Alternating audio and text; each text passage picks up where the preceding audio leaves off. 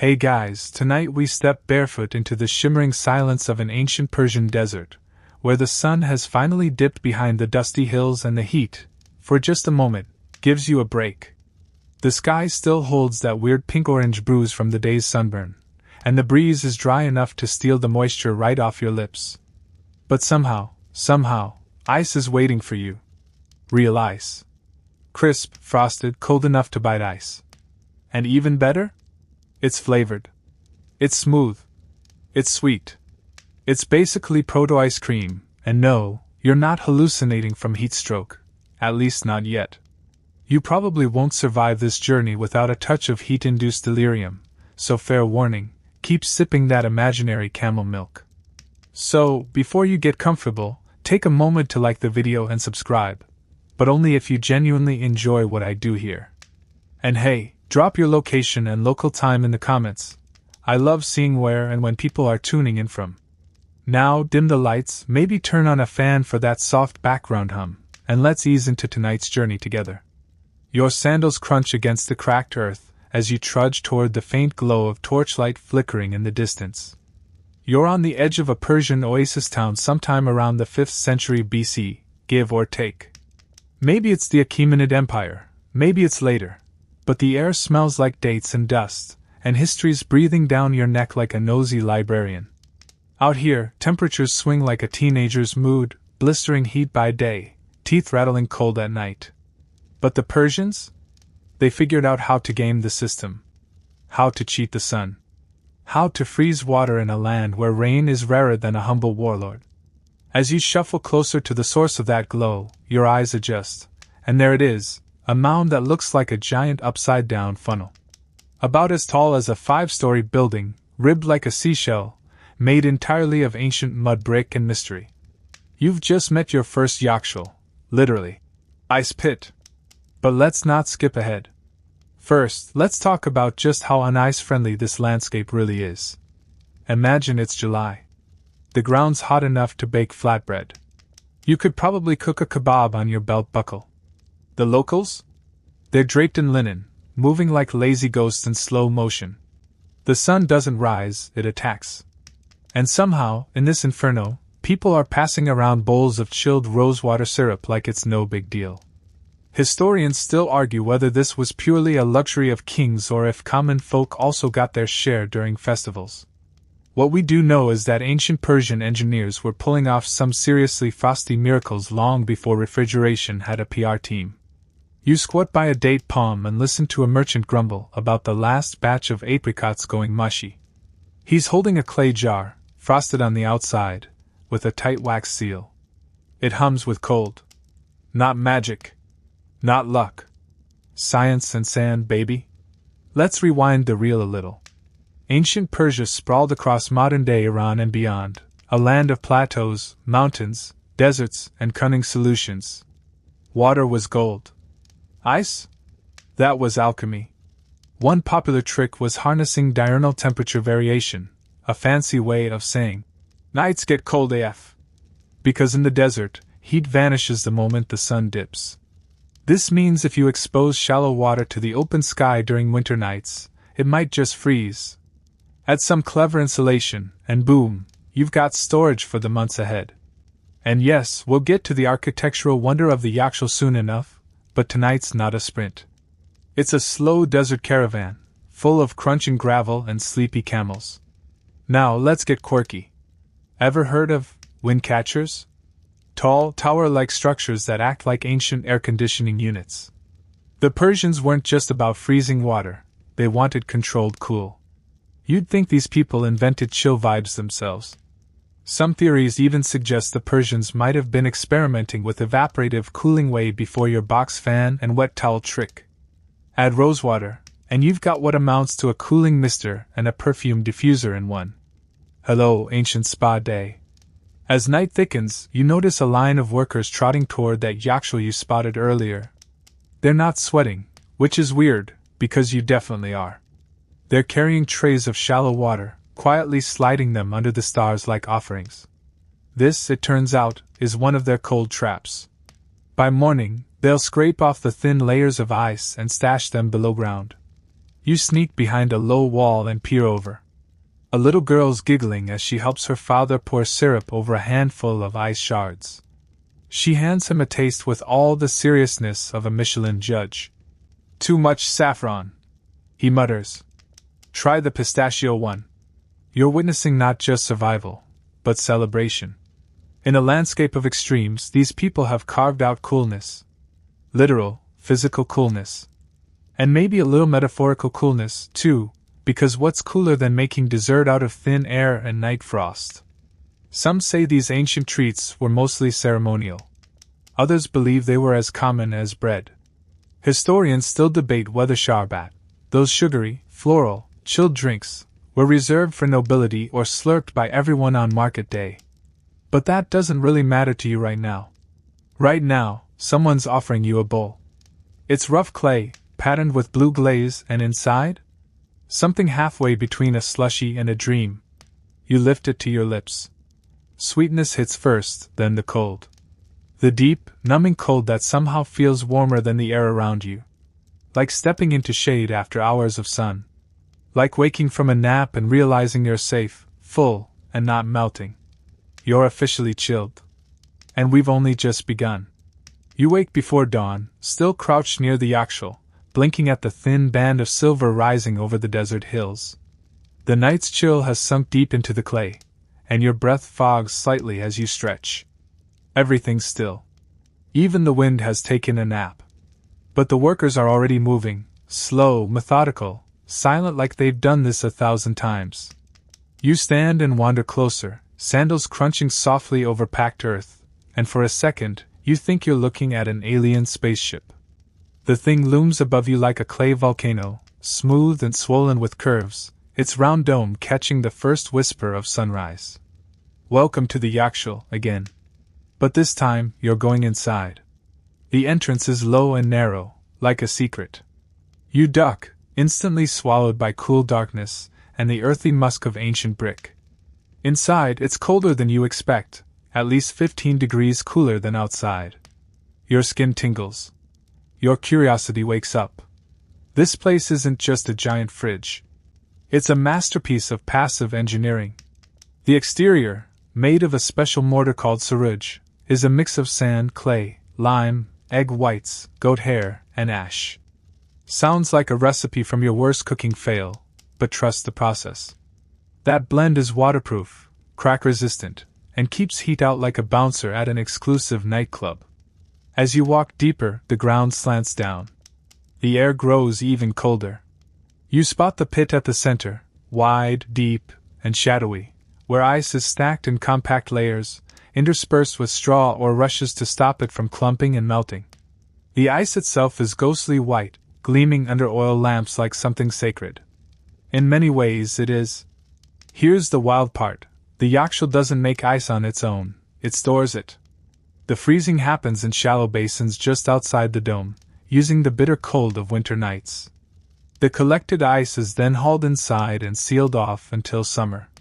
Think of it as nature's deep freeze, minus the humming and electricity bills. You run your fingers along the wall, which is at least 2 meters thick. That much insulation is no joke. And up top?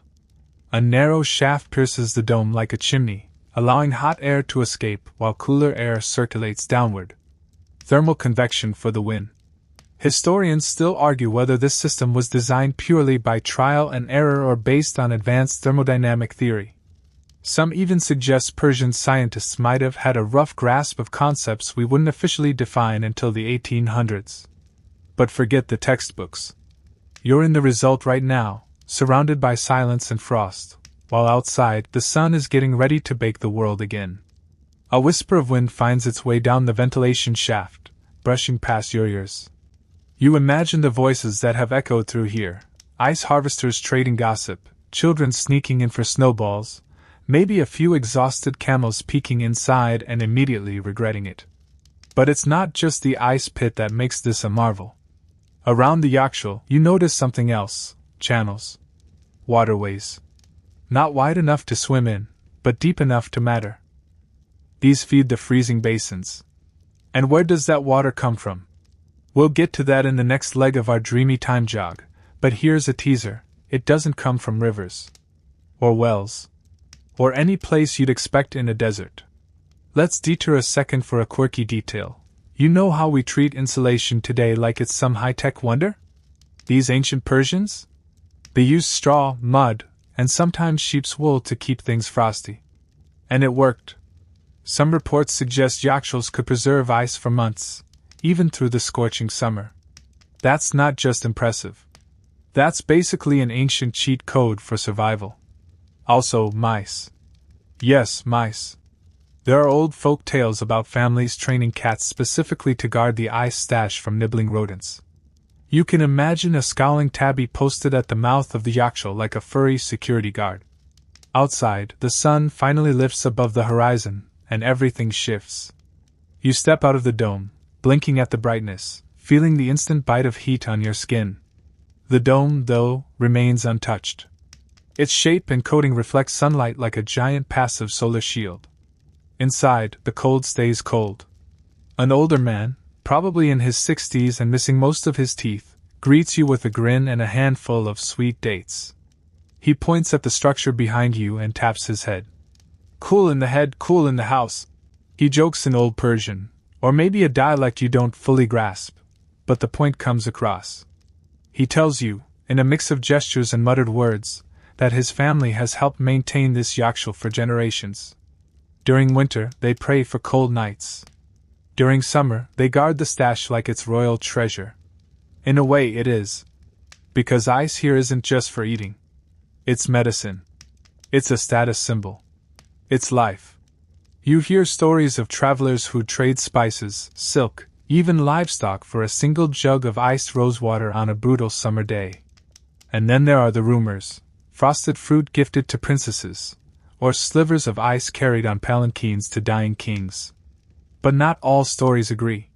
Historians still debate whether these icy luxuries reached every town, or whether only wealthier regions near the mountains had the infrastructure for it. Some think smaller villages built their own mini yakshils using clay pots buried underground, like DIY micro-freezers. The man's granddaughter tugs your sleeve and offers you a clay cup filled with a slushy pink concoction. It smells like pomegranate and something floral, maybe hibiscus, maybe rose. One sip, and your brain freezes a little. But your soul? It smiles. Above you, the sky is already turning pale gold. You hear the rhythmic splash of water being poured into freezing pans, the soft chants of workers, the sleepy bleats of goats. And you realize, you're standing on the edge of a civilization that didn't just survive the desert. It bent the rules. You follow the sound of trickling water as it snakes away from the yakshil. It's early morning, and the desert hasn't yet begun its daily roast. The ground is still cool enough for your sandals, and the breeze smells faintly of herbs and sun-warmed brick. You squint at the terrain ahead, flat, dry, and impossible. And yet, right beneath your feet, hidden beneath sand and centuries, runs the quiet lifeblood of the Persian desert, a cannet. You probably wouldn't guess that one of the most sophisticated feats of ancient engineering is basically a fancy underground water slide. But that's exactly what a cannet is, a sloped tunnel that starts in the mountains and travels miles, silently, under the desert, delivering water with no pump, no pipe pressure, no magic. Just gravity, grit, and a good pickaxe.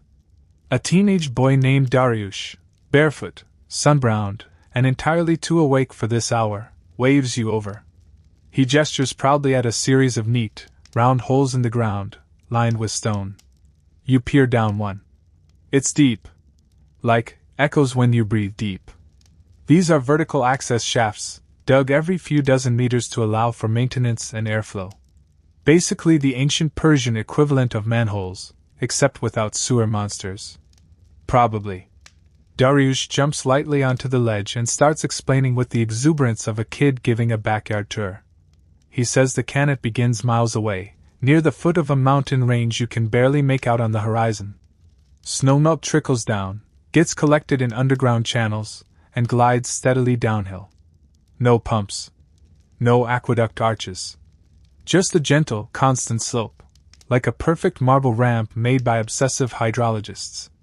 You ask him how they dug something like this over such distances. He grins and shrugs. Dig straight, then crawl in and hope it connects. He jokes. Except, he's not entirely kidding. Historians still argue whether canets were laid out using advanced surveying tools or just sheer trial and terrifying error. Either way, they pulled it off. Some canets stretch over 70 kilometers. That's longer than a marathon, and way less sweaty. The water, when you reach the canet's mouth, is astonishingly cool. Not icy, but refreshingly crisp for something that's traveled through a desert.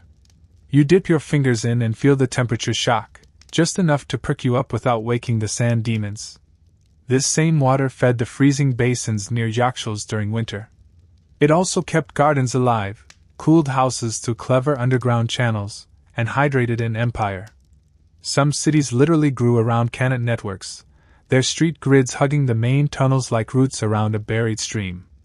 A few meters away, an old man uses the flow to chill clay jars of milk and juice. He's wedged them in a stone crevice, and the current swirls around them like a gentle hug. Cold enough to fool the tongue, he says, patting a jug affectionately. But canets weren't just for practical folks. The elite got fancy with it. In royal estates, water from canets flowed into reflecting pools and lush gardens, like those in Pasargadae or later at the famous Finn Garden in Kashan. Imagine sipping ice rosewater while peacocks scream in the background and flute music wafts on the breeze. That was Tuesday. Want a quirky twist?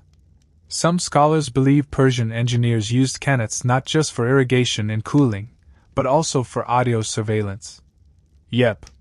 Legend has it certain tunnels were shaped to carry sound, letting guards overhear conversations from a distance. Whether that's true or just a paranoid king's bedtime story, we'll never know. But it's fun to picture spies crouched over water like it's a conference call. Dariush leads you to a shaded alcove where the air is surprisingly fresh. This isn't just shade, it's air conditioning. The canet runs just below, and a shaft directs cool air upward into the space.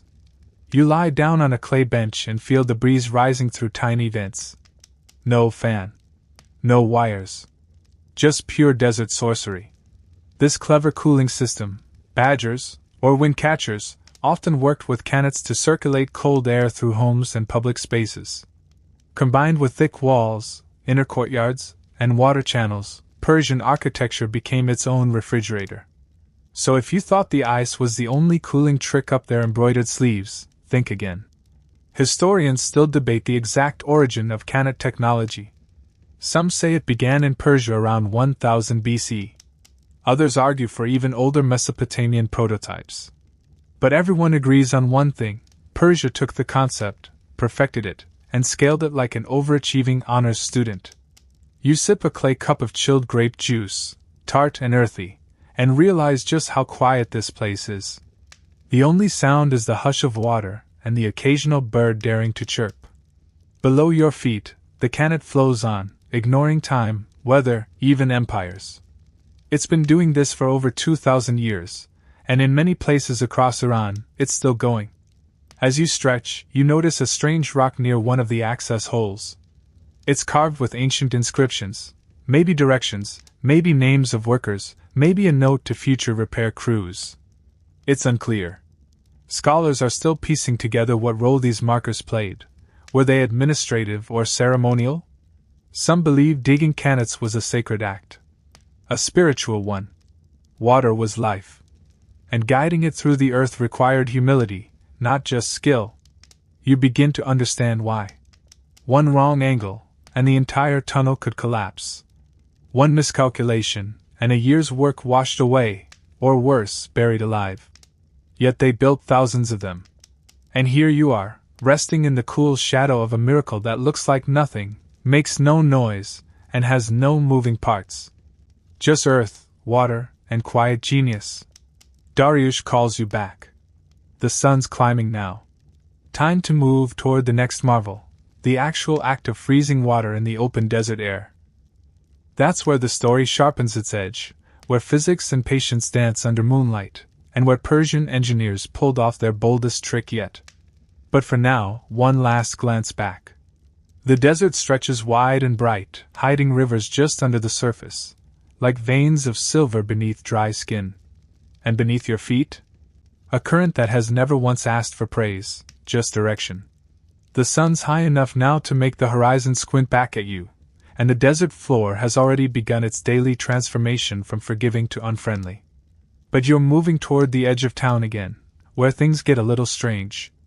You're looking for a patch of land, flat as a stretched hide, where no one plants anything, not because it's barren, but because it's sacred, in a way. This is where ancient Persians played with frost like it was a loyal pet. Welcome to the freezing field. At first glance, it looks like a weirdly shallow, half-finished swimming pool, or maybe a very ambitious bird bath. It's a series of wide, shallow basins made of stone and packed earth, about the length of 2 camels laid end to end. Not a high-tech vibe in sight. Just open sky, some soft stone barriers, and silence. And yet, this unassuming place was once part of a snow factory in the middle of a desert. The trick? Nighttime. And patience. You crouch next to one of the basins, now dry and dusted with windblown sand. But if you'd come here in the heart of winter, say, late December or January, you'd have seen workers hauling buckets of water from nearby canets, pouring thin layers into the basins just after sunset. They knew the perfect depth. Too much water and the top freezes but insulates the rest. Too little and you're just wasting effort. But get it right? You get ice.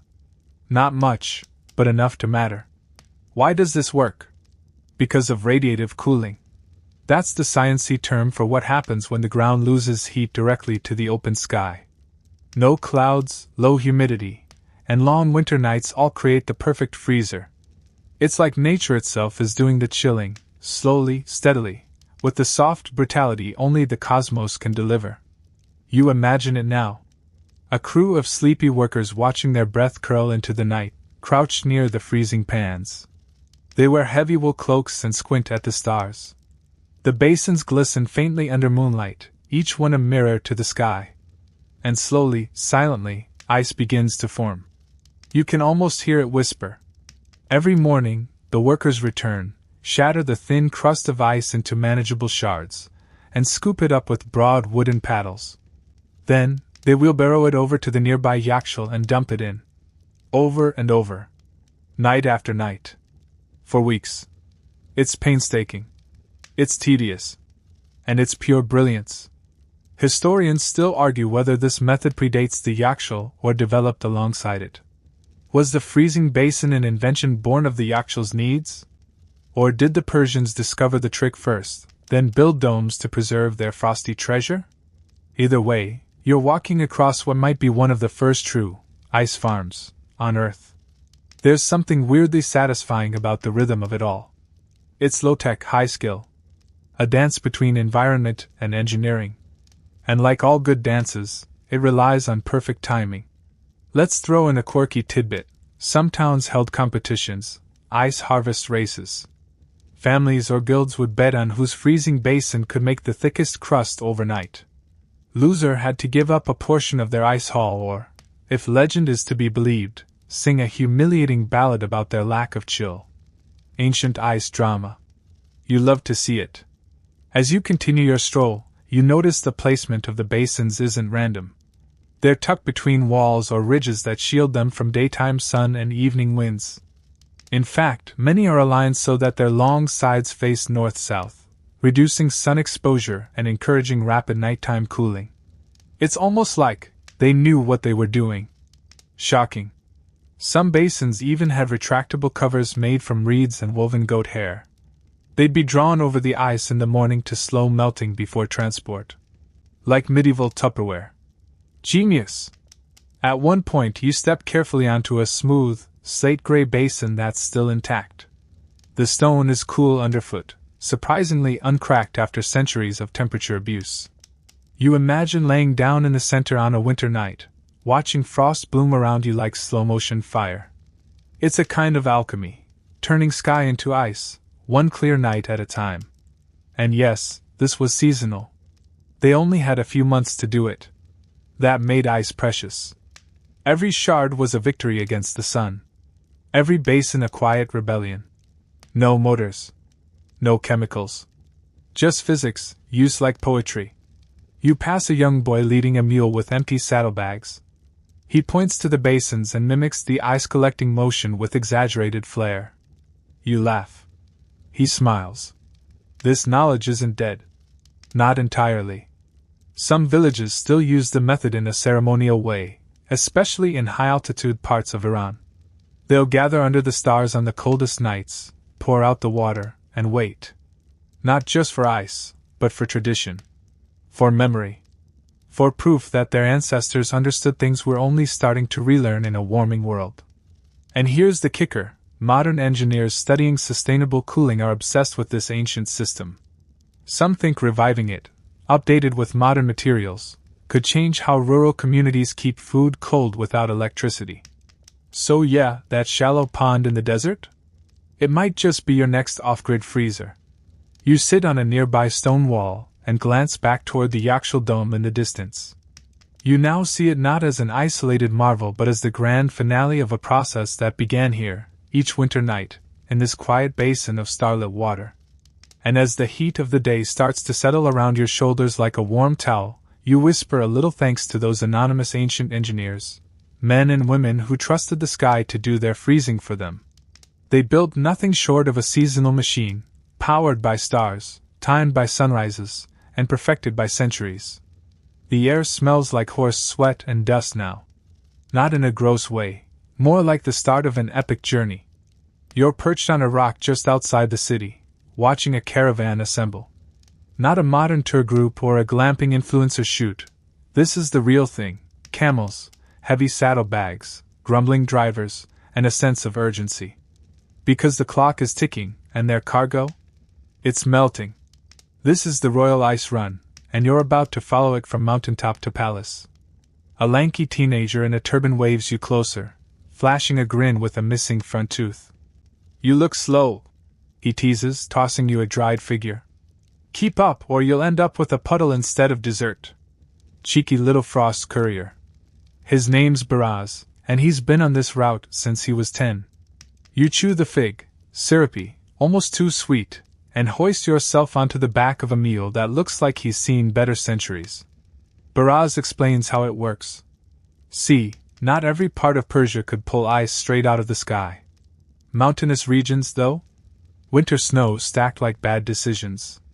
So when nobles in lowland cities wanted ice in the off-season, or needed a special batch for a royal festival, they didn't wait for the Yakshal to deliver. They sent runners. Teams. Whole convoys tasked with dragging fresh snow or ice from the peaks down into the cities before it turned into history. It's around this point you realize something weird. There's no fancy container. Just thickly lined sacks packed with straw, wrapped in goatskin, and then, salt. Lots of salt. Not sprinkled like seasoning, but layered and stuffed, used to preserve and insulate. Turns out, salt's not just for flavor, it lowers the melting point, keeping ice colder longer.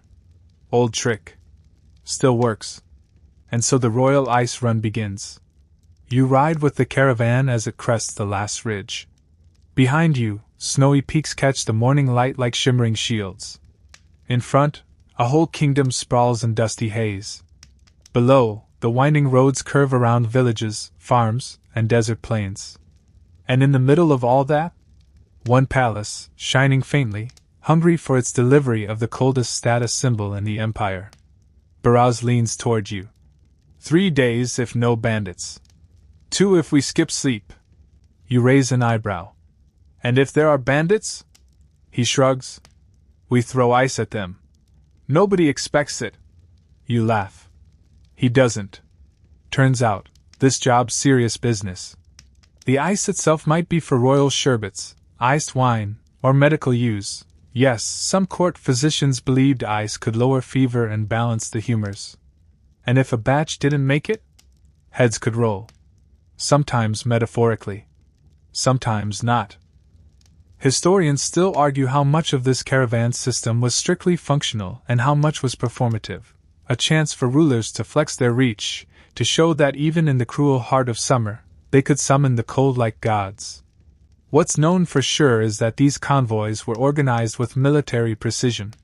Routes were mapped, resting stations prepared, and messengers sent ahead to clear roads or deliver news of delays. You're not just part of a supply chain. You're part of a spectacle. The group pauses at a way station just before dusk. Clay jars are filled with drinking water. Horses are brushed down.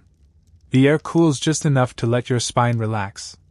You help unpack one of the ice bundles for inspection, peeling back the goatskin to reveal a glistening hunk of compressed snow. It's still cold. Still solid. You run a fingertip across it, then press the cold against your neck. Bliss. Nearby, an older woman is boiling herbs in a tiny copper pot. She adds a pinch of the snow to the brew and passes you a cup. The taste is minty, earthy, and slightly salty, some weird desert tea latte that somehow makes your whole face sigh. Good for the lungs, she murmurs. And the heart. As you continue riding through the night, stars spill across the sky like spilled salt. Ironic, considering how much of it you're hauling. And for a moment, you understand something strange and beautiful. This journey is about more than delivery. It's about preservation. Not just of ice, but of dignity. Of luxury. Of a kingdom's illusion that nature bows to it, not the other way around. Quirky detail time. There are reports, probably exaggerated, but still fun, that some kings had chunks of mountain ice carved into shapes before delivery. Think. Snow sculptures on camels. Because if you're going to be dramatic, go all the way. One tale even speaks of a Persian emperor who had ice delivered in the form of a lion mid-roar, right before a military victory parade. Real? Debatable. Iconic? Absolutely. You sleep briefly on the trail, nestled in wool and the faint mist of evaporating snow. Your dreams are cold and soft and full of clinking sherbet bowls. When you wake, it's to shouts. The palace is in sight. The gates open, and the caravan rolls in. Courtiers bustle, servants bark orders, and within minutes, the ice is whisked away to stone cellars and marble bowls. Some goes to the kitchens. Some to the royal physician. One especially fine chunk is plopped directly into a gilded basin, surrounded by pomegranate seeds and rose petals. Because of course. You watch it melt slowly as the musicians start to play.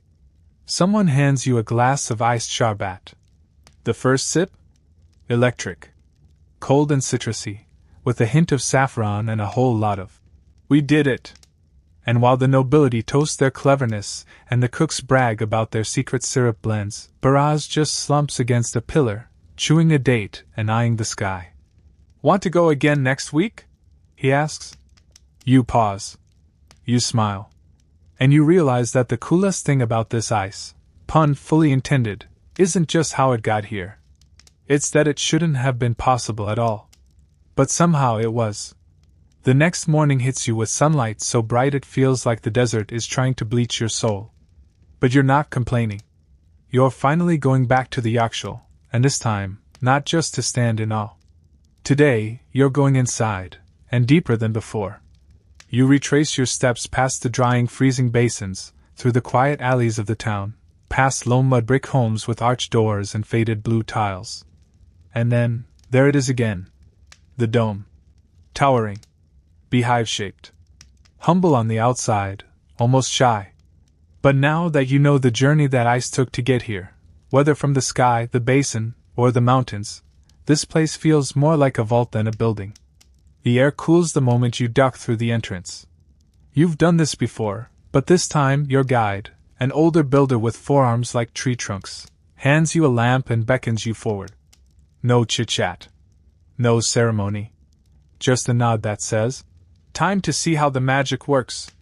You descend the gentle slope inside the structure. It spirals slightly, like the drain of a giant clay sink. The light glimmers on the wall, smooth, earthy, and mottled with streaks of ancient plaster. You pause to place your palm against it. Still cool. Like the building itself has never quite forgiven the sun. And now you reach the pit. It's wider than you expected. Easily 10 meters across and 4 meters deep. You stare into it, and realize this isn't just a storage pit, it's the heart of the whole operation. Ice was stored here in thick slabs, collected all winter long. In some places, it's still here. A few sad, damp chunks, pressed between layers of straw and ash. They look tired. You get it. The builder crouches beside the pit, gestures at the wall, and mutters something about airflow. You follow his gaze and spot it, thin vertical shafts that seem to connect to higher vents near the dome's apex. That's the secret. The building isn't just sealed tight. It breathes. Warm air rises. Cold air sinks. The shape of the dome encourages this natural convection cycle. As the inside heats up ever so slightly, maybe from a visitor's footsteps, or a sunny day, the warmer air drifts upward and escapes through the top vents. This creates a soft vacuum, pulling in cooler air from the lower channels or shaded areas around the base. Like a whisper of wind engineered by geometry. It's so simple, it makes your head hurt. Because it's not magic. It's physics. But applied with the kind of precision that feels intentional, not accidental. Historians still argue whether the precise ratios of yachtshell design, height versus base diameter, dome angle, vent width, were based on formal mathematical understanding or generations of trial and error. Probably both. Maybe some ancient genius just had a feel for air the way some people have a feel for sourdough. The builder taps on the wall with a small hammer. The sound it makes is hollow, faintly musical. He grins. Still strong, he says in Persian. You believe him? Quirky tidbit? The outer coating of the yachtshell wasn't just functional. It was often sacred. Some communities would mix ceremonial herbs or even bits of crushed turquoise into the serge plaster for luck or spiritual protection. A kind of blessing cement, if you will. Whether it worked is up for debate, but the fact that some of these structures are still standing after 2 millennia? That's saying something. You sit down on a stone ledge halfway up the slope and take it all in. The quiet. The cold. The smell, a mix of earth, ice, and time. It's not musty. It's clean. Dry. Like the inside of a clay jar that's been waiting patiently for you. Your guide tosses you a small cube of ice from the pit's edge. You catch it reflexively. It's heavier than it looks. He smirks. Test it. So you do. You place it against your neck. A jolt. Then you hold it in your palm. Doesn't melt immediately. That's the yachtshell's gift, retention. This place doesn't just store ice. It keeps it cold for months, even into the hottest parts of summer. Even now, when the sun is practically screaming at the walls, the core temperature inside the dome remains frigid. Some yachtshells were said to preserve ice for up to 6 months. And not just ice. Some stored perishable food, medicine, scented water. Occasionally even bodies, no joke. Certain royal households kept small amounts of ice-packed space for preserving important corpses until a proper burial date. Cold comfort, indeed. You wander back toward the entrance, pausing to look up. From inside, the dome seems even taller. Light filters down from the high vent like a spotlight, catching dust motes that drift lazily in the air. You half expect an ancient ghost to float down and offer you a sherbet sample. Instead, a small boy appears at the threshold, balancing 2 clay jugs of syrup. He gives one to your guide, who opens a side hatch in the pit and reveals a narrow tunnel that burrows even deeper. He slides the jugs in. Cool it down for tonight, he says. Because that's the other part of this system, not just storing, but staging. The ice wasn't meant to just sit here like a block of pride. It was used constantly, shaved off, chipped away, blended into drinks, pressed against necks, packed into cloths for feverish kids. You realize now that the yachtshell is a living part of the community. A giant cold pantry that also doubles as a monument to patience, precision, and that distinctly Persian refusal to let nature have the last word. One last thing before you leave, the builder leans in and tells you a story. Long ago, one town tried to build a second yachtshell, bigger, bolder, flashier. But it failed. The plaster cracked. The airflow backfired. The ice spoiled. Why? No one really knows. Some say the builders rushed. Others say they ignored the shape's sacred proportions. Historians still debate it. But the locals? They say the original yachtshell had a spirit. And it didn't want a twin. You step back outside into the heat. It feels wrong now. Too aggressive. Too loud. But you don't mind.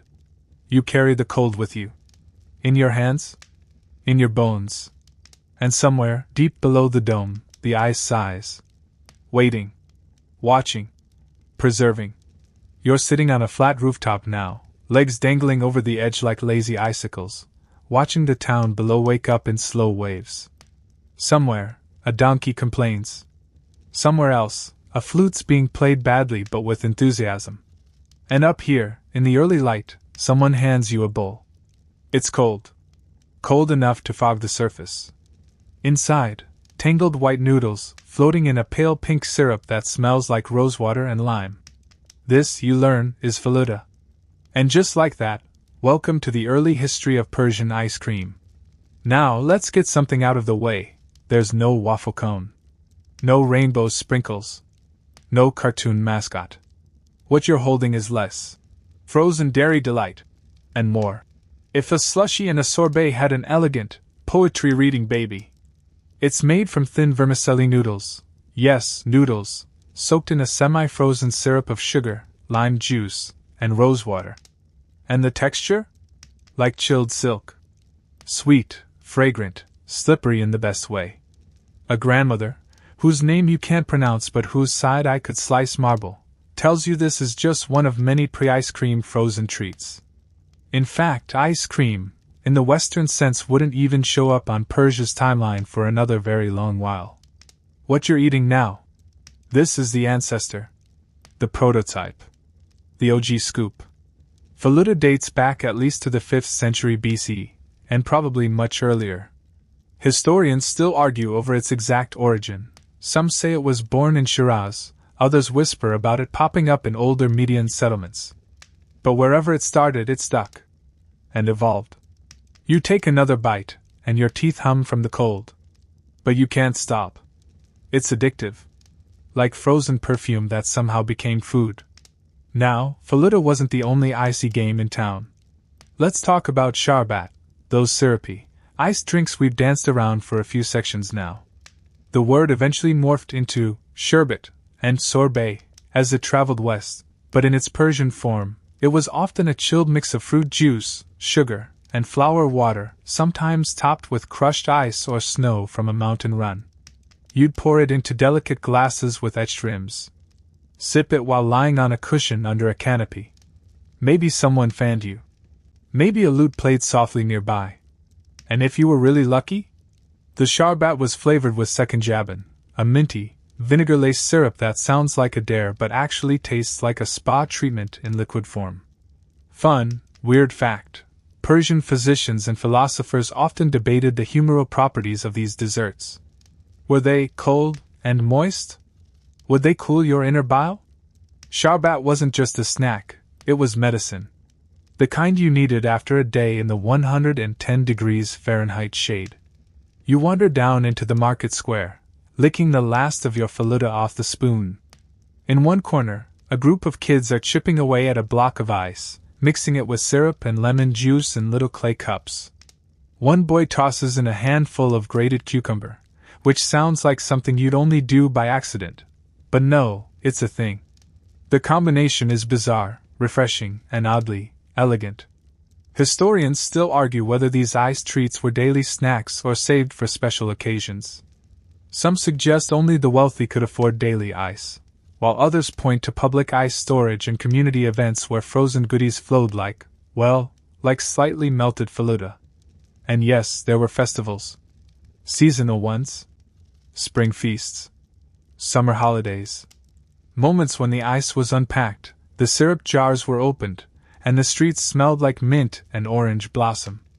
Entire villages would gather to share these chilly miracles, kids running barefoot between tables, elders sipping slowly, everyone forgetting, just for a moment, that they lived in a furnace with mountains. You pause by a stall where an old man with a beard that deserves its own scroll is preparing something he calls a sali faluda, a honey-drizzled version with crushed almonds and a dash of saffron. You nod respectfully. This is no longer a snack.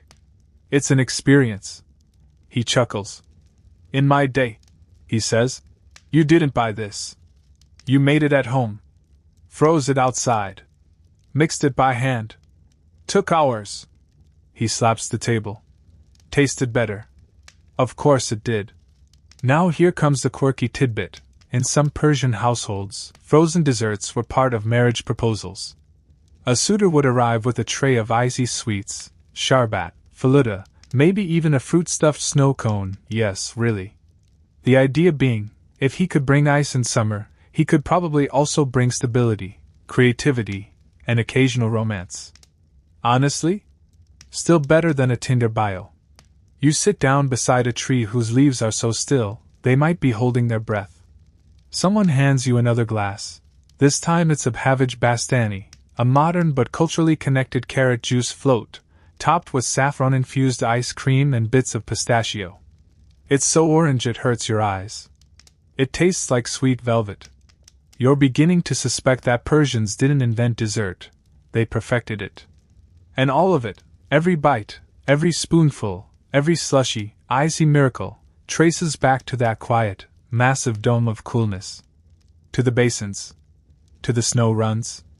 To the teams of dusty workers who, night after freezing night, made sure there'd be enough ice to turn a harsh landscape into a kitchen of dreams.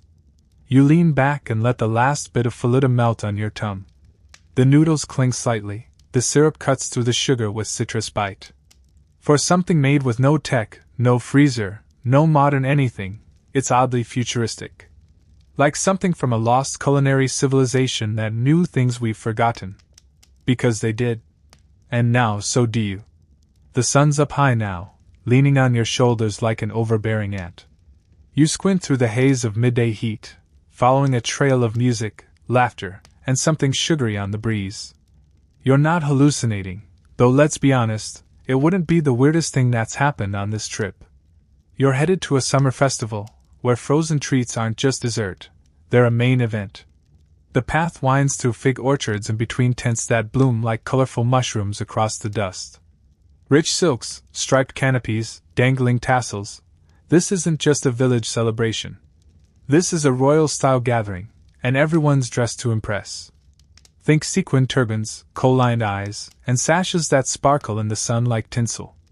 You pass a group of women ladling bright pink sharbat into glass cups balanced on trays of carved wood. It clinks like wind chimes as they move. The scent hits you like a gentle slap: rose, saffron, mint, a whisper of pomegranate. You take a cup without thinking. It's icy cold. There's actual crushed ice in it, fresh from the Yakshul, probably carried here at dawn in sealed sacks. One sip, and you forget you're in a desert. A man playing a daf, basically a big tambourine with ambitions, waves you over. Behind him, under a canopy strung with beads, sits a long, low table piled with dishes. Dried apricots, nuts, stewed lamb, and right in the center, a giant bowl of snow-cooled sharbat, ringed with faluda cups and what looks suspiciously like early sorbet, fruit puree thickened with honey and mixed into snow.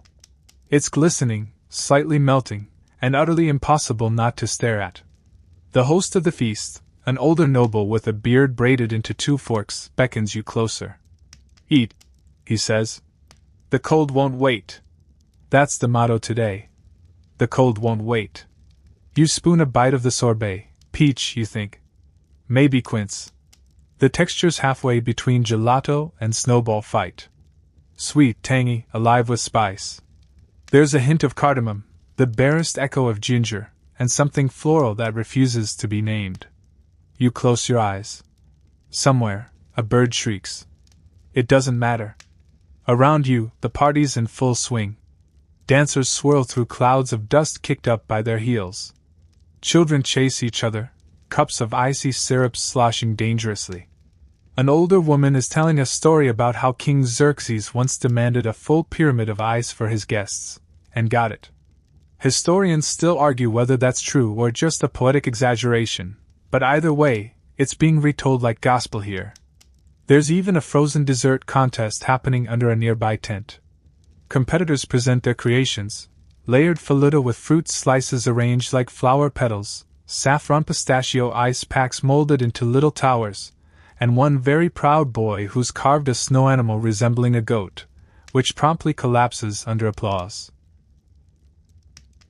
Let's drop a quirky little gem. Some festivals had a tradition where newlywed couples were blessed with a scoop of snow and syrup poured over their joined hands.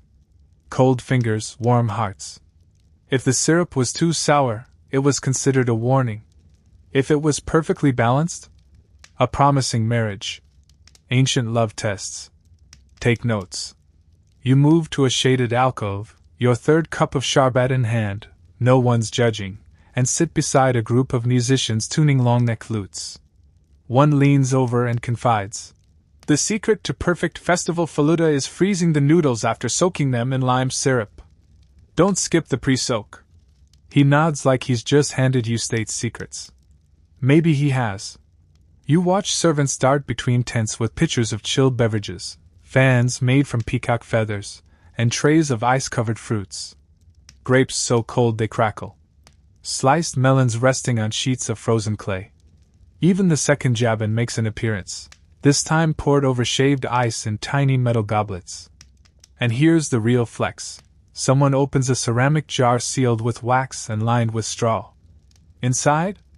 A small cake of ice cream. Yes, ice cream, or the earliest prototype that scholars can confidently label as such. Milk thickened with starch, sweetened with honey, frozen in clay pots buried in yakshal ice. Rich, smooth, faintly nutty. No cow mascots in sight. Just a 1,000-year head start. Historians still debate when exactly the creamy version of ice cream appeared in Persia. Some say it came with the later Arab influence. Others believe the Persians were already experimenting with thickened milk desserts centuries earlier. Either way, this festival seems to be proving their case in real time. Somewhere near the fire pit, a poet stands up on a crate and starts reciting verses about winter hiding inside summer. About love colder than snow. About desire melting faster than faluda in the midday sun. People laugh, some snap their fingers in appreciation, and a girl nearby carves a snowball from a basin and tosses it into the air with a squeal. As the afternoon wears on, you realize what this celebration really is: a victory dance. A flaunt. A defiant declaration that even here, in a world of cracked soil, relentless skies, and no refrigeration, they won. They took something as fragile as snow and turned it into a shared experience. An art. A delight. And not just for the elite. While nobles had their private yakshals and gilded bowls, public festivals meant regular folks could taste the impossible too. It was a brief window where class lines blurred under a shower of rose-scented ice. A final fun twist? Some rulers, desperate to impress, would order snow rain during festivals. Tiny bits of chipped ice dropped from above by servants stationed in treetops or scaffolding. Imagine being a peasant farmer and suddenly getting snowed on in August. It either terrified you or made your entire decade.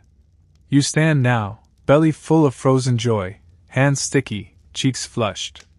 The sun starting its descent, and shadows stretch across the tents like sleepy cats. Somewhere, someone sings. Somewhere else, another block of ice is shaved and stirred into magic. And you realize this isn't just about beating the heat. It's about making memories that cool you from the inside out. That last long after the ice has melted. The festival fades behind you, leaving a trail of music and stickiness, like the aftertaste of a good dream. But your journey isn't over. Not even close. You're heading now toward the part of the desert where the shadows grow longer, the whispers get sharper, and the cold, oh, the cold, becomes a weapon. Because tonight you're heading into the world of ice as power. As you walk through the torchlit corridor of a nobleman's home, you can feel the temperature change. Not drastically, just enough to raise an eyebrow. The walls are thick, lined with cooling channels that trace the flow of canned water, and every corner holds a little trick: a breeze from a wind catcher, a shaded alcove, a fountain bubbling coldly. But the real luxury? That's in the room at the end. You step through a carved doorway and straight into the past. Marble floors. Silk cushions. A silver tray so cold it steams slightly in the night air. And on it? 3 bowls of ice-based dessert, each more dramatic than the last. One is tinted deep orange with saffron, glistening like molten gold. Another is jet black from charcoal syrup, said to purify the body, or at least impress the neighbors. The last is translucent, almost clear, with flecks of rose petals suspended like fossils in amber. All of them are chilled, some to the point of frostbite. You reach for a spoon, but a voice stops you. "Not yet," says a court official with a beard too tidy to trust. "The king hasn't chosen." "Ah, yes. This isn't a meal. It's politics." You find yourself sitting on a cushion next to the local governor's son, who explains that in certain Persian courts, especially during the later dynasties, the presentation of ice, the type of dessert, and even the order it was served became a kind of performance art. A social game. A ladder of prestige. In some courts, noble families competed to bring the most exotic frozen flavors to royal banquets. Mangoes shipped in from India. Snow flavored with ambergris or cinnamon. Ice that had been stored for years, only to be unveiled for a visiting ambassador. Historians still argue whether these displays were practical, or just over-the-top vanity projects.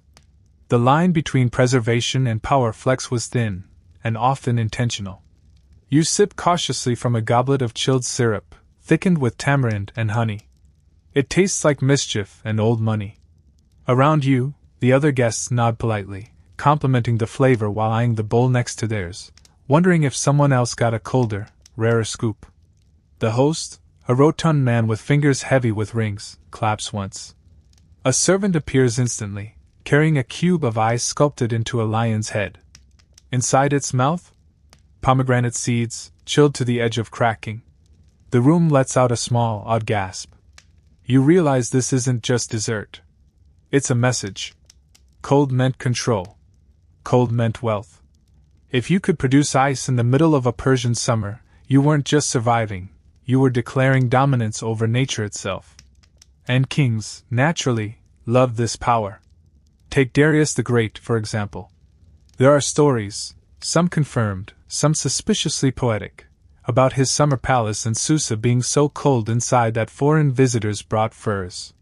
Between underground cannet channels and massive stores of snow delivered from the Zagros Mountains, he turned his chambers into an icebox while the desert baked outside.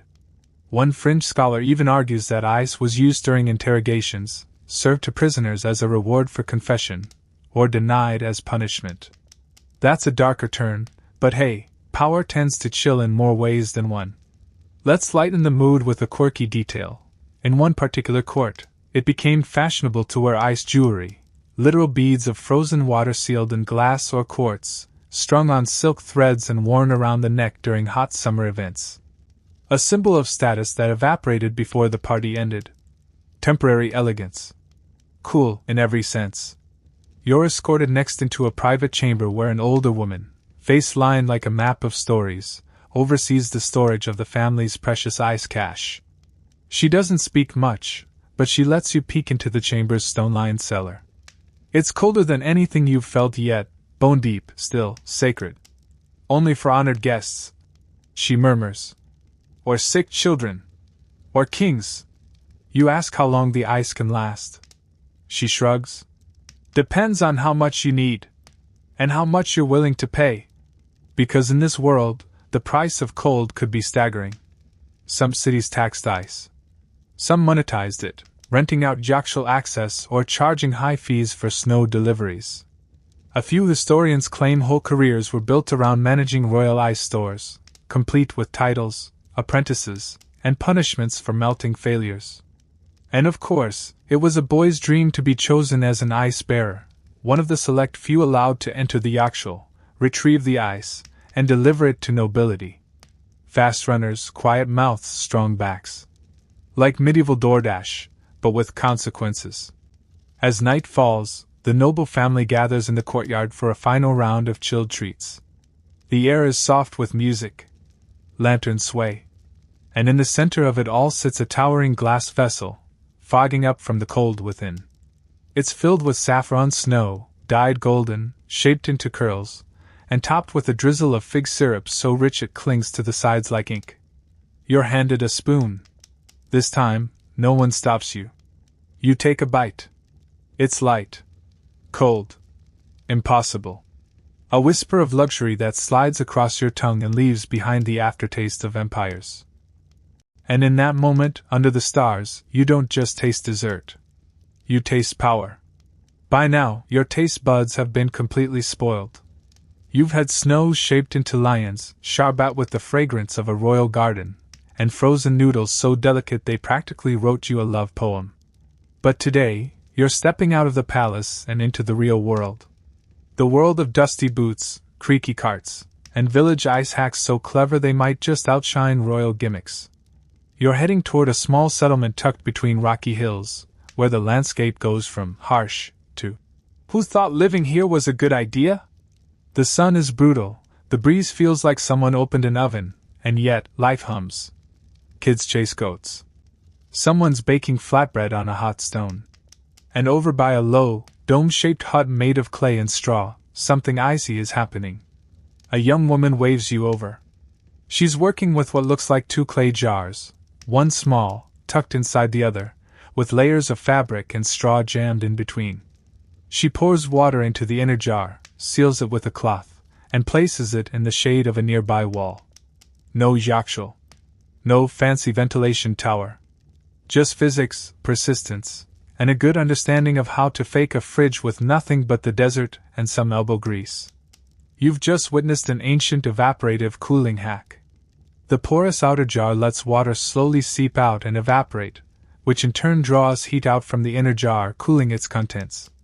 On a hot, dry day, you can drop the temperature by 10 to 15 degrees this way, enough to keep milk from spoiling, and maybe even to make a mini ice pod on a good winter night. "Wait until morning," she says with a grin. "It'll be like snow in a pot." You believe her. Nearby, a grandfather shows you another method: ice wells dug deep into rock or packed earth, shaded by trees or makeshift canopies. They'd toss in snow collected from nearby hills during winter, packed tight with straw or leaves, and sealed it like a secret. A few months later, when the sun was out for blood, they'd dig into the stash for relief. It wasn't glamorous. But it worked. You sit with a group of kids around a stone table, where an old man is serving something suspiciously like faluda, but chunkier, with bits of dried fruit, and a strong whiff of orange blossom water. It's mixed with hand-crushed ice, likely scraped from that humble village well. And it is divine.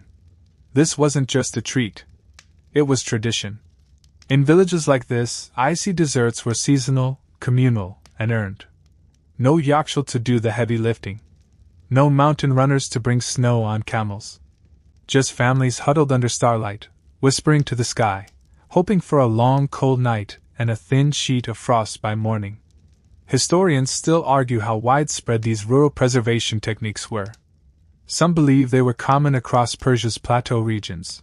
Others think they were rare pockets of innovation, passed down like folk spells. Either way, they weren't written down often, but they endured. Grandmothers taught daughters. Shepherds passed tips to apprentices. And now you're sipping the results. Quirky tidbit time. In some villages, kids would be sent out before dawn with goatskin slings to collect frost from shaded rocks. The first to bring back a full pouch got to choose the syrup flavor for that day's treat. That's one way to motivate your morning routine. You watch as a few villagers gather near a sun-dried fig tree.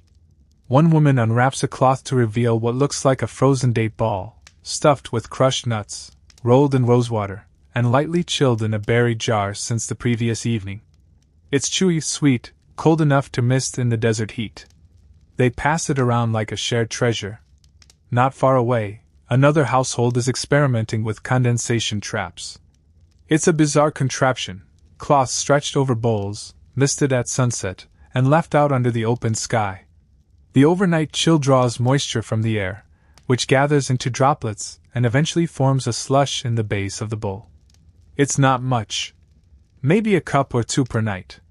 But enough to chill fruit slices or mix into a tiny batch of sharbat for a special guest.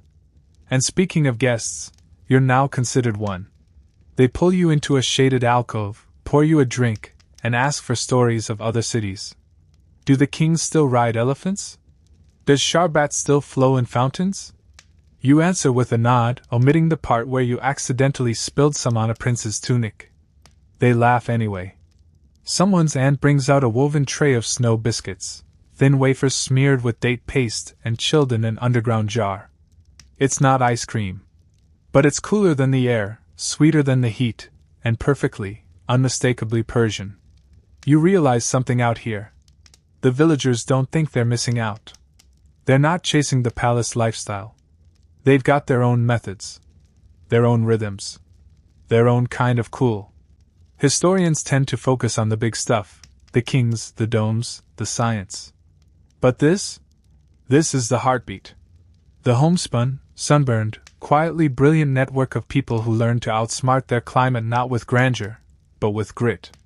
And maybe, just maybe, their desserts taste better for it. As the sun begins to set, turning the hills into shadows and the dust into gold, a little boy hands you a cup of icy syrup with a single candied fig floating in the center. No fanfare. No sculpture. Just a cool, sweet whisper in a very hot world. You take a sip. It's perfect. By now, you've tasted your way through royal ice sculptures, barefoot village hacks, and snow preserved in underground dreams. You've wandered from palaces to clay huts. But tonight your icy journey takes a truly bizarre detour. Because somehow, we need to talk about crocodile dung, and what it has to do with cooling creams. No, this isn't a prank. And yes, you might want to set down your dessert for this part. You find yourself in the shaded back room of a spice merchant's home. Jars line the walls, amber, clay, glass. The air smells like a wedding in a pharmacy had a love child. Saffron, musk, dried rose, crushed mint, powdered stone. And in the corner? A low table covered in ancient cosmetic concoctions, some of which have ice-adjacent ambitions. An older woman, eyes sharp, voice soft, smiles as she waves you in. She's a healer, a perfumer, a gossip collector, and possibly an alchemist, depending on who you ask. Her tools are wooden pestles, bronze bowls, and the occasional goat horn. She hands you a thick, grainy paste in a shallow bowl. "Cool your face," she says. It smells of rosewater, clay, and something vaguely floral but dusty. You smear a bit on your cheek. It tingles, then cools. A slow, blossoming chill, not cold like ice, but definitely not warm. It's a cooling cream, made from ground herbs, clay, and evaporative oils. This, you learn, was a different kind of cooling. Not frozen, but refreshing. A way for ancient Persians, especially women, to keep cool when actual ice was either too expensive or completely unavailable. The creams would be stored in jars placed in water or buried near cannon shafts, where the air was cold and damp. Now for the weird part: ancient medical texts, some Greek, some Egyptian, and yes, a few Persian, describe the use of crocodile dung in skin ointments and poultices. While there's no clear evidence Persians chilled their desserts with it, thank goodness, some recipes hint that dung mixed with certain minerals had cooling properties. Historians still argue whether this was a serious dermatological solution or an ancient version of snake oil. Some think it was ritual. Others claim the animal waste was a heat-resistant insulator. Either way, you're not putting it near your mouth. But someone, somewhere, probably did. You wash your hands, very thoroughly, and explore the rest of the room. There's a tray of jars containing attar, the distilled essence of roses, violets, jasmine. These oils, when lightly applied to pulse points, created a sensation of coolness through evaporation and skin sensitivity. Paired with chilled water or clay vessels, they made the user feel like they were bathing in snowlight, as one poet put it. And here's your quirky tidbit: some noblewomen were known to rub chilled rose petal paste on their necks before entering court during summer. Not only did it keep them cool, it gave off an aura of wealth and mystery. Imagine a cooling mist that also worked as perfume and social weapon. If Beyoncé were a 5th century BC empress, this would be her brand. Now here's where the frozen path curves again. Some of these cooling cosmetics were edible. You reach for a clay pot labeled Gole Shiren. Inside is a thick syrup made from boiled rosewater, honey, mint, and pulverized almond. It's sticky, herbal, and surprisingly icy to the touch, It's been stored in a narrow jar placed at the bottom of a stone cistern for hours. Locals would smear it on lips, or mix it into chilled drinks as both flavor and treatment, a cooling beauty food. Think Gatorade meets lip balm, via ancient Persia. You taste a little on the tip of your finger. It's fragrant, nutty, and unexpectedly bracing, like biting into a flower wrapped in a snowflake. A nearby boy giggles and says, "That's my grandmother's cold medicine." You feel honored and slightly worried. The perfumer explains that certain foods and skin pastes were often interchangeable. What you used to chill the body from the outside could also be consumed in small amounts to help cool it from within. It's not exactly FDA-approved logic, but you have to admit, it's kind of genius. She also tells you that cooling rituals weren't just about survival. They were about ritual, romance, and rebellion. To stay cool in the heat was to show grace under pressure. Composure. Control. The ability to walk into a 110-degree courtyard smelling like fresh jasmine and sipping iced pomegranate? That was more than fashion. That was power. Some scholars believe there were even competitions among noble households, unspoken of course, over who could maintain the coldest persona. The most perfectly chilled water jug. The most fragrant, still sweating block of ice on a tray. The most elegant, glacial eyebrow lift in the middle of a social disaster. You get the idea? And then there's the frozen beauty treatment you didn't see coming, snow masks. During certain festivals, women would mix crushed ice with clay, saffron, or powdered pearl and apply it to their faces for a brief, intense chill. Not to look younger, but to feel invincible. A kind of icy armor before entering a world built to melt you. You're invited to try one. They mix the snow in a shallow bowl, maybe from the local yakshul, maybe from the mountains, and add a hint of rose oil and turmeric. They smear it gently across your forehead and cheeks, and for a few minutes the desert doesn't exist. Time slows. The air hums. Your pulse drops. You are chilled. You are timeless. You're also dripping a little, but no one minds. As the cream dries and flakes away like gold dust, someone offers you a sherbet. Just a simple one, mint, lemon, a dash of honey. But you drink it slowly, the cold sliding down your throat like silk. And you realize something. This isn't about staying cold. It's about owning the cold, turning it into ceremony, art, seduction, resilience. Whether rubbed on your skin or swirled into a clay bowl, cold in Persia wasn't a luxury. It was a statement. And right now your skin glows, your mouth tingles, and your blood feels just a little slower in the best way. No crocodile dung required. It's late now. The stars are sharp enough to scratch, and the moon is practically showing off. You're curled up near a dim oil lamp, surrounded by scrolls, maps, and the faint scent of old ink and hot sand. Because tonight's story doesn't feature clever peasants or royal banquets. Tonight, we sneak behind the silk curtains of ancient espionage, when enemies tried to steal the Persian eye's secret. You're in a walled city, the kind with high towers and suspicious guards who squint even when it's cloudy. On one side of the empire lies Persia, home of the yakshul, the khanate, and icy deserts that make summer survivable. On the other? Rivals. Curious, thirsty rivals. Rivals who are sweating, frustrated, and tired of serving lukewarm melon slices to their rulers while Persian nobles sip chilled mint sharbat. Enter the spies. You find yourself eavesdropping near a caravanserai, where travelers gather over hot tea and hotter gossip. Two men sit a little too straight, smile a little too vaguely, and ask just a few too many questions. How do they get the ice to stay cold? How deep is the storage? Is it true they freeze water in the open air? They claim to be traders, maybe scholars.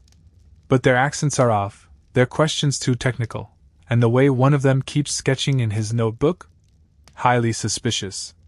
According to fringe accounts, and one particularly salty ancient letter, agents from rival empires, like the Greeks, Parthians, or even early Indian kingdoms, were desperate to copy Persian ice storage techniques.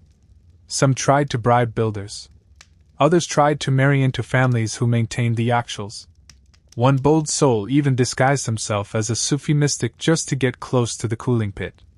That ended poorly. Historians still argue whether full-scale espionage operations ever actually took place.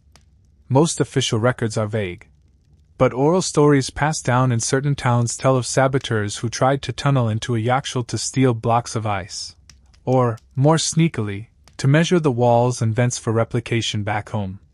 They rarely succeeded. See, here's the thing. Persian ice tech wasn't just a physical blueprint. It was contextual genius. You needed the right climate, the right plaster, the right wind angles, the patience to freeze water in shallow pans, and the social structure to maintain it all year. Even with diagrams, you'd end up with a muddy pit and soggy dates if you didn't respect the full system. Still, attempts continued. There's a quirky tale about a Roman envoy who demanded an ice house be built in his villa using only local materials. He reportedly ended up with a hot dome, a pile of melted grapes, and a severe drop in household morale. It became a running joke. Don't try to chill like the Persians unless you are one. Yet despite the failures, imitation remained a form of flattery. And as Persian influence spread east and west, so too did whispers of its icy marvels.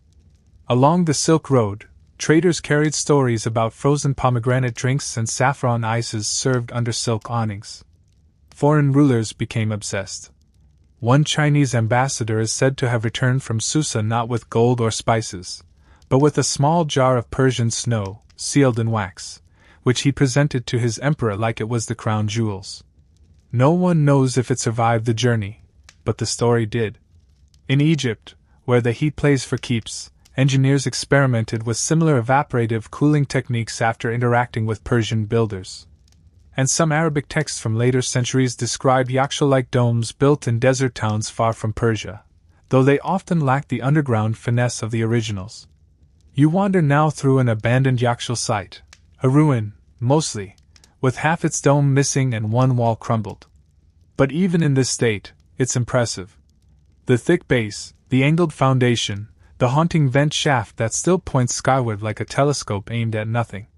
You imagine a foreign builder standing here centuries ago, scribbling notes, measuring shadows, trying to decode the secret.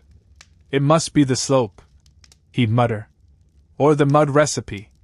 Or maybe they whisper spells at night. You smile. Because what they missed wasn't a piece of tech. It was a culture of cold thinking.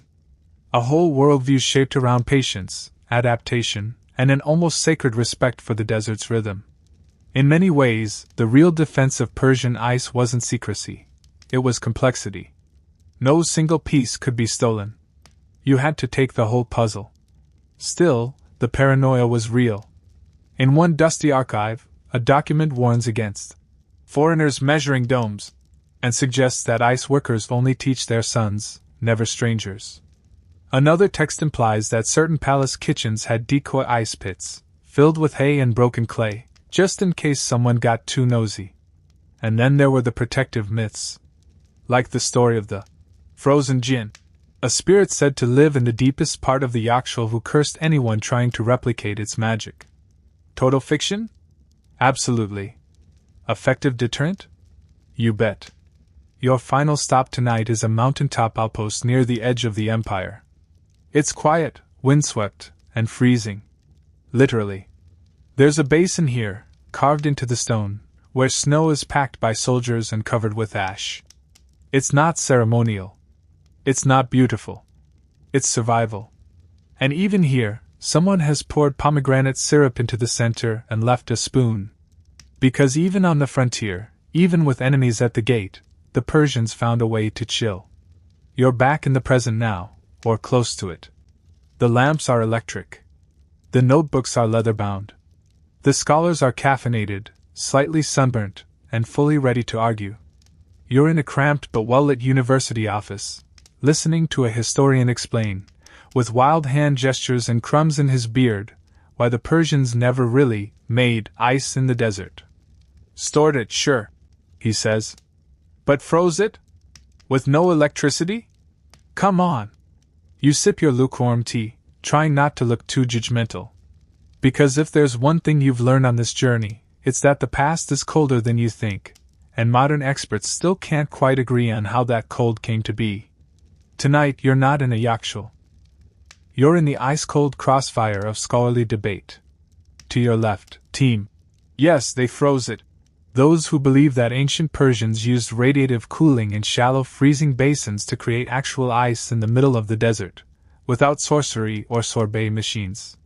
They point to physical evidence, preserved structures, climate data, and the fact that locals still use similar methods in places like Yazd and Kerman. To your right, team. Not so fast. The skeptics. They claim that while yakshuls are incredible, most of the actual ice used year-round was hauled from the mountains, not made in the desert. The freezing pans were symbolic. One historian insists, like she's dismissing a favorite myth. Ceremonial. Rare. Maybe even more spiritual than practical. Somewhere in the middle? Team. Why not both? Because here's what makes this debate fun, and slightly chaotic. All the evidence exists, but it's incomplete. Half a scroll here, a cracked jar there, oral stories passed down in villages where no one wrote anything down for 1,000 years. The perfect mystery. You flip through a worn folder filled with drawings of basin layouts, mathematical diagrams of dome curvature, and even a grainy photo from the 1930s showing villagers scraping frost off a clay dish in the early morning. The caption reads, "Winter ice harvesting in Bam, Iran." One expert leans over your shoulder and says, "See? That proves it. They froze water." Another scoffs. No. That's condensation. That's just atmospheric magic."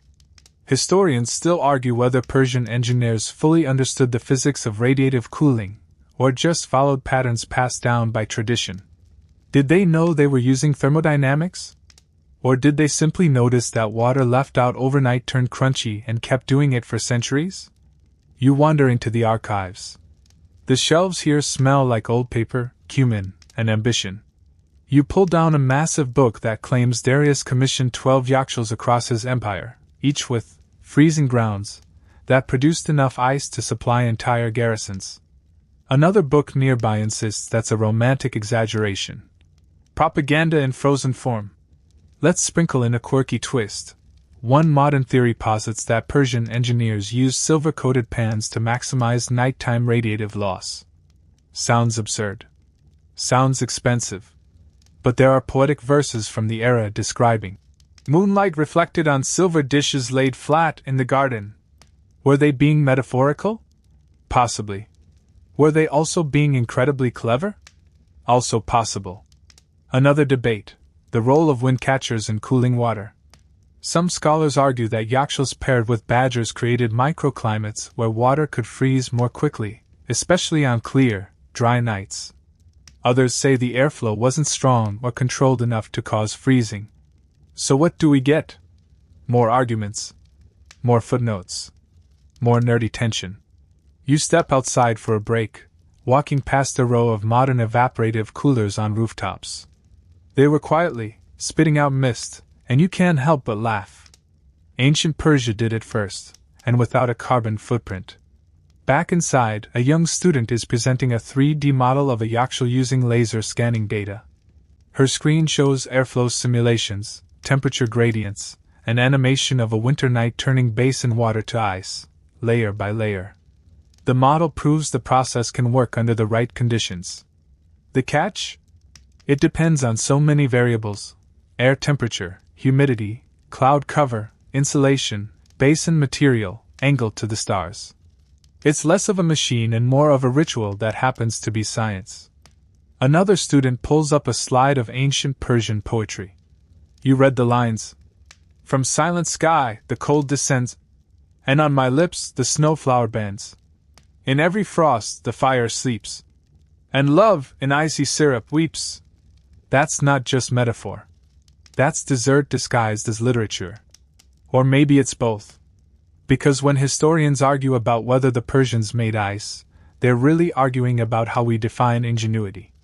Is a system only brilliant if we can prove every number and angle?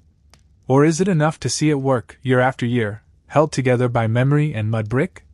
Some scholars believe ancient Persia was just one of several cultures experimenting with passive cooling. The Romans had snow pits. The Chinese had ice cellars. But the Persians? They optimized it. They scaled it. They elevated it to an art. And now, centuries later, here you are, stuck in a conference room with people who have devoted their entire lives to decoding the cool. One last document catches your eye, a 19th century traveler's journal, dusty and barely legible. In it, the writer describes walking into a Persian village during high summer and being handed a bowl of iced sweet milk topped with rosewater syrup. He writes, "It chilled not only my tongue, but my very understanding of what mankind may accomplish." You close the book, hands a little cold despite the heat.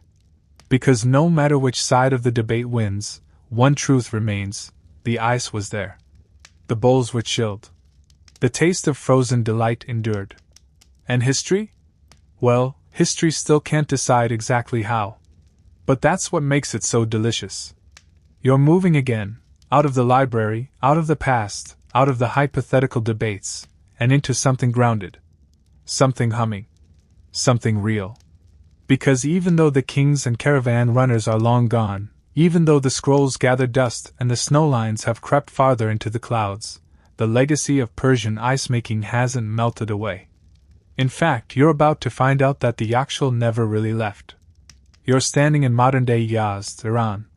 A city built not to conquer nature, but to collaborate with it. Above you, dozens of wind catchers rise like giant periscopes, sniffing out the breeze. Below you, ancient cannons still whisper beneath the streets. And right in the center of it all? A fully intact Yakshul. Mud brick. Dome-shaped. Glorious. A group of schoolchildren gathers at the base of the structure, their backpacks slung low and eyes wide. Their teacher explains how this old building once stored ice, food, and water, long before electric coolers or refrigerators. One boy raises his hand and says, "But can we still use it?" The answer, it turns out, is yes. The old techniques are being studied, revived, and even improved using new materials. Conservation groups are mapping Yakshul airflow. Engineers are recreating freezing basins using modern thermal modeling. And in some places, communities are actively using Yakshuls to store crops, keep water cool, or even hold cultural events in the naturally chilled dome. One architecture student tells you that her thesis is a proposal for a solar-assisted Yakshul hybrid, part traditional dome, part modern condenser system, all self-powered.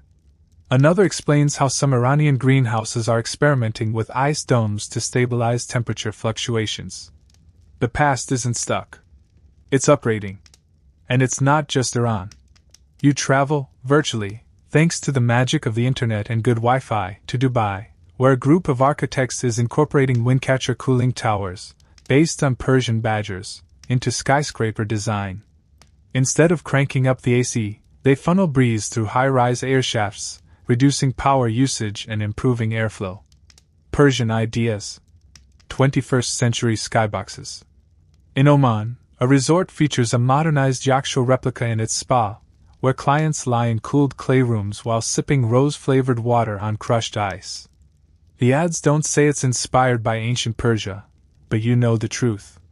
And then, the really mind-blowing bit, space tech. You speak with a quietly nerdy engineer at a sustainability think tank who swears that NASA has studied Persian passive cooling to help design systems for Mars habitats. After all, if you want to survive on a planet with no electrical grid, freezing nights, and blazing days, you'd do well to study the people who already figured that out, on Earth. He smiles and says, "Yakshuls are low-tech.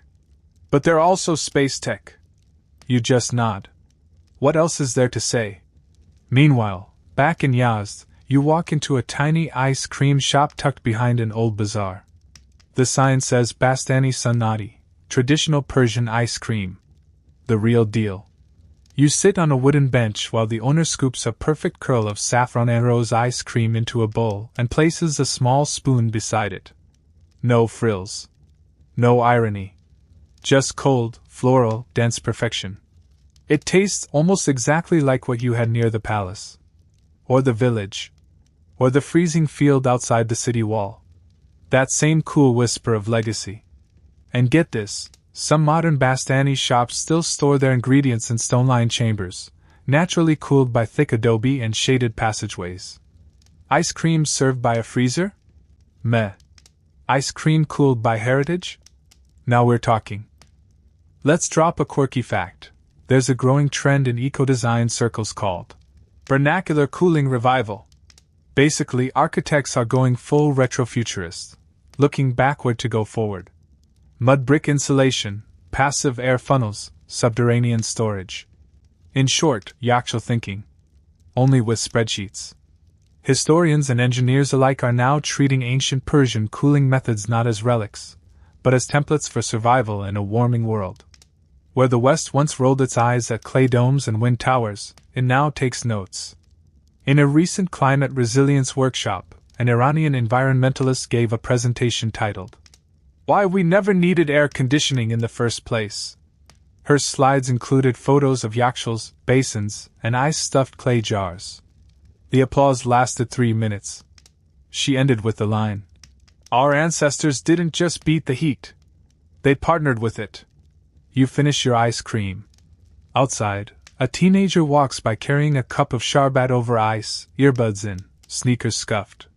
He's not thinking about the legacy in his hand. But you are. Because every shaved ice, every cold drink sold in a covered alley, every re-engineered wind tower on a glassy skyscraper is a whisper from the past that says, "We figured this out before. We can do it again." You walk back toward the edge of the city, the golden hour bathing the adobe walls in honey. In the distance, the silhouette of a yakshal rises against the sky, solid, curved, eternal-looking. It doesn't shout. It just exists. Patient. Purposeful. Cold. And as the shadows stretch long behind you, you realize that Persia didn't just invent frozen treats. It created a philosophy. One that said, "We live in fire, but we dream in ice." You return one final time to the dome. Not a replica. Not a CGI model. The real thing. A true yakshal, standing quiet beneath a lavender dusk sky, its base half swallowed by centuries of windblown dust, its curves softened by time and reverence. There's no crowd. No tour guide. Just you. And the sound of the wind threading through the low, dry trees. You walk slowly toward the entrance, that familiar low arch of shadow and earth, and duck inside. Immediately, the cool wraps around you again, like a memory. Not the kind you think about. The kind your skin remembers. It sinks into your shoulders, your pulse, your breath. This time, you don't explore. You don't analyze. You just sit. Right on the stone ledge where the ice was once packed high, where families once whispered recipes, where frost glinted in torchlight like tiny constellations. You breathe. You listen. And the silence doesn't feel empty. It feels complete. For a long time, nothing happens. Which is exactly the point. The air here doesn't rush. It settles. The dome's perfect curves curve your thoughts too, pulling you inward. In this space, the weight of history doesn't press down, it suspends you. The people who built this didn't just build a freezer. They built a pocket of time. One that outlived kings, droughts, empires, and yes, even refrigerators. Somewhere deep in the walls, the ancient plaster still holds a bit of that first cold. The kind that needed no fuel. Just patience. A clear sky. And enough stubbornness to say, "No. We will not melt." Outside, the sky has gone deep blue, the first stars blooming like frost flowers. And in here, the cold remains. Not biting. Not bitter. Just quiet. You lean your back against the wall. Close your eyes. And now, we begin to wind down. Let yourself settle into the hush.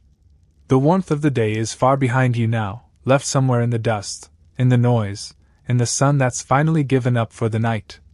You're safe here, wrapped in the stillness of a space shaped not by fire or force, but by gentleness. By knowing. By design that doesn't scream but simply works. Let your breath slow. Let your thoughts float like mist rising from a cold bowl of sharbat.